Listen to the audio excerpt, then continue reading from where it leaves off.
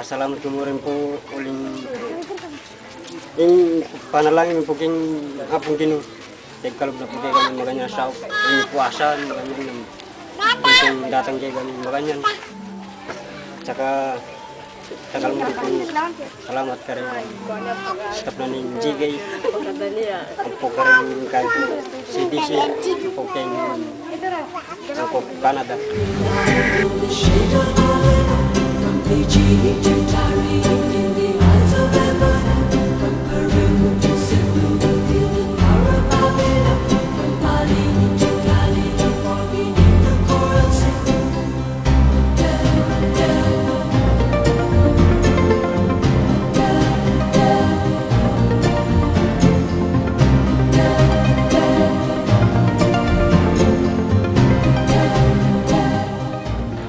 Mula po nung tumira kami dito ay maganda naman po ang naging samahan namin dito.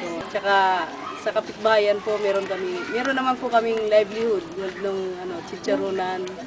Malakas naman po, ikaso ang kulang lang po yung yung market namin, hindi gaano maraming ibebenta. Minsan na-stock lang naman yung malaki po ang improvement mula nung tumira kami dito. Naging maayos na po yung pamumuhay namin. Kumbaga dati parang kasi wala kaming talagang matutuluyan na bahay. Mula nung nandito kami, yung parang kampante na. Maraming salamat po.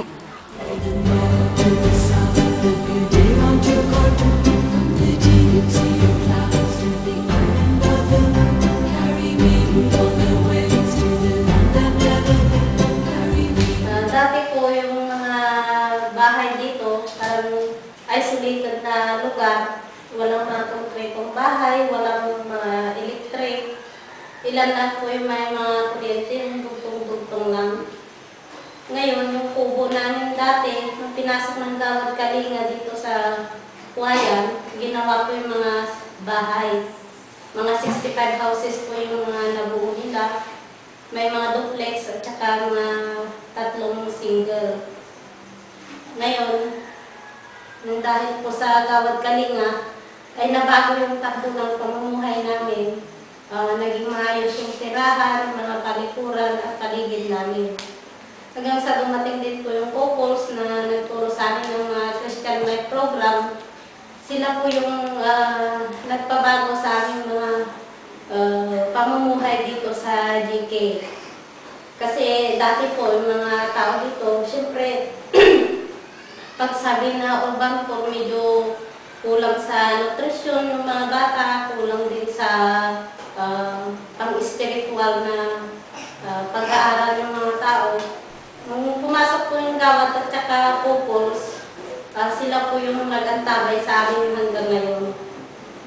Sa ngayon po, nagpapasalamat po ako sa Gawad Kalinga sa pagbigay niya ng kalinga sa aming mga taga-Huayan. At kay Mayor Carmelo Lasatin. At salamat din po sa mga NGOs na tumulong nag-sponsor sa mga bahay dito.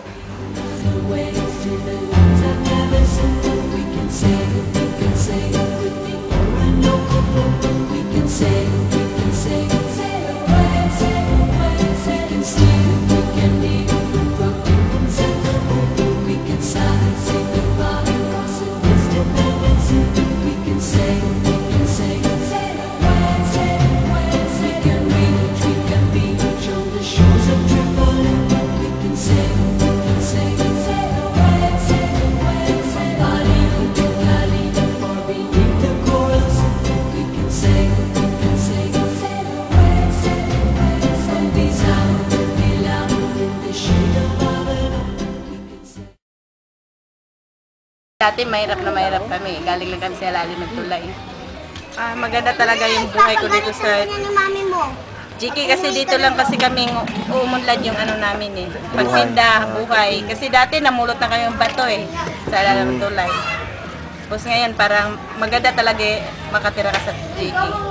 Ay, masayang masaya kasi para kang mayaman na Siyempre, maganda yung bahay mo. Oh, maganda yung business mo, binigay. umunlad.